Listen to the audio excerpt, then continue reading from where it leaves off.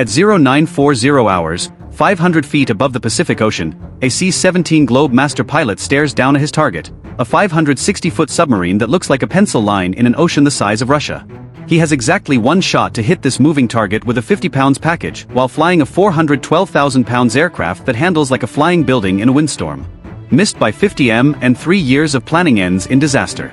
Hit the submarine directly, and he's just explained to Congress how he accidentally bombed a $2.1 billion nuclear asset. The margin for error 0. The time remaining 30 seconds. This moment began 6 hours earlier at 0530 hours on October 22, 2020. A C-17 Globemaster lifts off from Hickman Air Force Base in Hawaii, carrying what would either revolutionize submarine logistics or prove that some ideas look better on PowerPoint.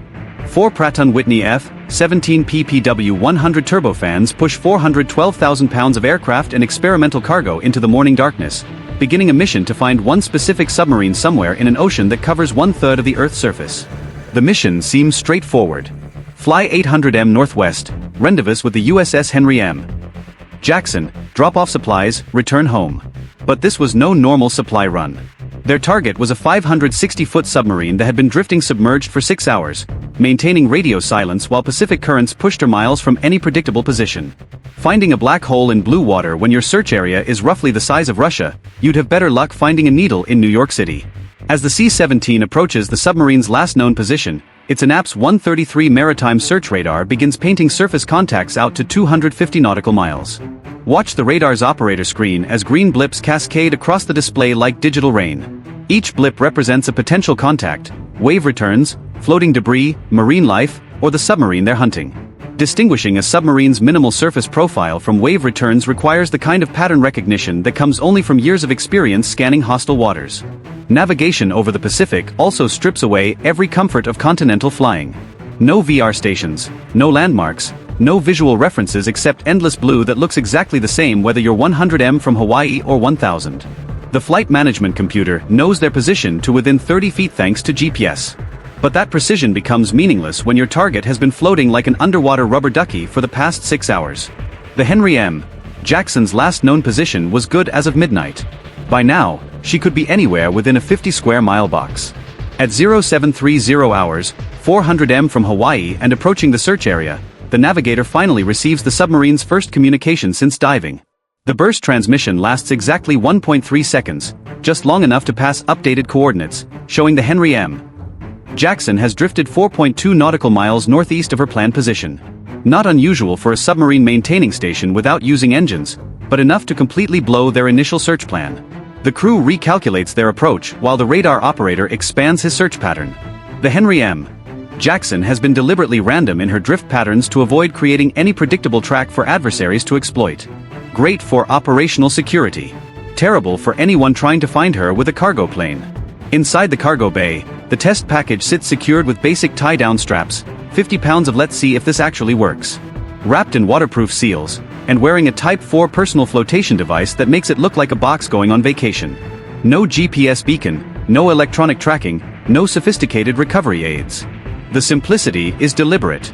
Complex systems fail, but foam floats. At 0915 hours, the radar finally paints what they've been hunting for. A weak intermittent contact appears right where the submarine said she'd be. Barely distinguishable from sea clutter, but showing the consistent return pattern of something solid riding the swells. The contact disappears for several sweeps as waves wash over the submarine's hull, then reappears stronger as she adjusts her trim. The pilot banks toward the contact while everyone aboard contemplates what they're about to attempt. Nobody's ever tried resupplying a submarine with a strategic airlifter before. And for good reason. The C-7 was designed to deliver tanks to runways, not packages to submarines. But if this works, it changes everything about how submarines operate. However, finding the needle was just step one. Now they had to thread it. At 0925 hours, the C-17 begins what pilots charitably call an uncomfortable descent toward 500 feet above the Pacific. At this altitude, the massive transport stops flying like an aircraft and starts wallowing like a 412,000 pounds aluminum whale with control issues. The pilot pulls the throttles back and immediately discovers why the flight manual strongly discourages low-altitude operations over water. The aircraft responds to control inputs like a dump truck trying to compete in the Indy 500. Below them, the USS Henry M. Jackson materializes as 560 feet of black steel cutting through Pacific swells. Her hull, designed to slip through water with minimal resistance, presents a target roughly the width of a two-lane road. Factor in that both platforms are moving, the ocean's doing its own thing, and suddenly this looks less like a military operation, and more like trying to play darts during an earthquake. And it only gets worse from here.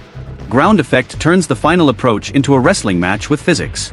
When you fly something the size of a C-17 this close to water, the air compressed between wing and ocean can't escape fast enough, creating unpredictable cushions of lift. 1 second you're descending nicely, then you're ballooning up like someone shoved a trampoline under your plane. The submarine crew has their own problems.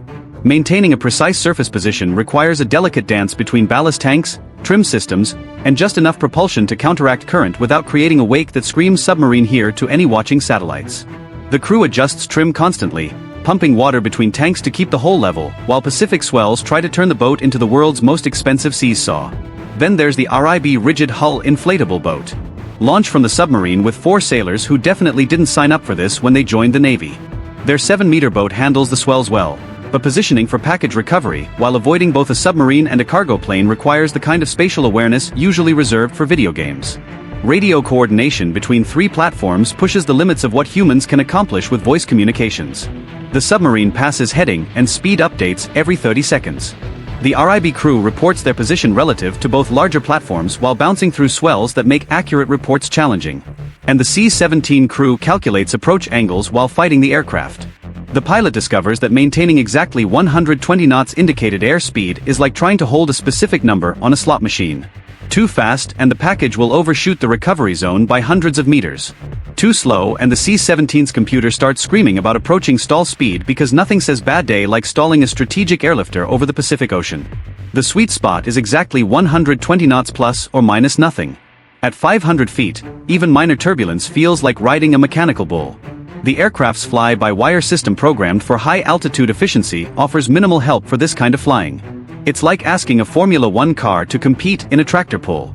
Sure, it has an engine and wheels, but that's where the similarities end. The submarine passes beneath them on a practice run, allowing everyone to verify timing and coordination. The loadmaster peers through the small crew door window, watching 18,750 tons of submarines slide by close enough to count people. The sight drives home just how precisely they need to execute this. Miss the drop zone and best case, the package is lost. Worst case, you've just proven why nobody's tried this before by dropping 50 pounds of test equipment onto a nuclear submarine. Everything depends on the next pass. When 3 years of planning meets 5 minutes of execution at 0935 hours, the C-17 lines up for its approach run while the submarine maintains heading 285 degrees at exactly 6 knots. Fast enough to maintain steering control, but slow enough to minimize the target's motion. The rib positions itself 200 meters off the submarine's starboard beam.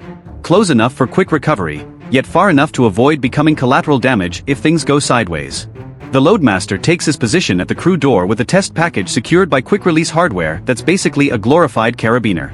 Through the small window, he can see the submarine while mentally calculating drop physics that no computer is helping with. This is seat-of-the-pants mathematics, eyeballing the lead angle needed to put 50 pounds of hope into a moving target zone the size of a basketball court. Inside the C-17, the pilots fight to maintain parameters that feel impossibly precise for an aircraft this size. Airspeed 120 knots, not 119, not 121. Altitude 500 feet, not 490, not 510. Heading must match the submarines exactly because any crossing angle multiplies the difficulty of an already impossible problem. The flight engineer calls out deviations while the pilot makes corrections that feel like trying to thread a needle while wearing boxing gloves. As they enter the final approach, the loadmaster performs mental calculations that would make a physics professor nervous. The package will fall 500 feet, taking approximately 5.57 seconds to reach the water. During that time, the submarine will travel about 15 m forward. The wind will push the package 20 m east, and the aircraft's forward throw will add another 344 m to the equation. He needs to release at exactly the right point to put all those vectors together into one successful splash. The submarine reports steady on course, ready for drop. While the RIP confirms, in position for recovery, the C-7 crew acknowledges while fighting an aircraft that seems determined to do anything except fly straight and level at 500 feet. In 30 seconds, they'll know if the United States military just invented a new way to keep submarines at sea indefinitely, or if they're about to explain to admirals why their brilliant idea ended up causing a submarine to pull into port to repair damage. At 0940 hours, the C-17 enters its final approach as the submarine slides into view beneath them. The loadmaster tracks her progress while his brain processes angles, speeds and distances in real time. He's done thousands of cargo drops, but never one where missing meant explaining to Congress how he bonked a sub. The loadmaster counts down internal timing. 3, 2, 1 and pulls the release. 50 pounds of experimental optimism is pushed out of the aircraft, beginning its journey toward either validation or an investigation. The package falls with the aerodynamic grace of a cinder block, tumbling slightly as wind resistance fights gravity for control. The pilots maintain heading for precious seconds. Everyone straining to see the impact point. Splash. The package hits water approximately 150 m ahead of the submarine and 1000 m to starboard. Not perfect, but well within recovery range. The flotation collar immediately pops the container back to the surface where it bobs like the world's most important pool toy. The rig crew springs into action, engines roaring as they race toward the target, recover it, and stow the rib. The implications of this test were much more than the US military being able to Amazon Prime a submarine. Subs can stay on station longer, operate in areas without friendly ports, and receive critical supplies without compromising their position. The most survivable leg of America's nuclear triad just got even more capable. Bye for now.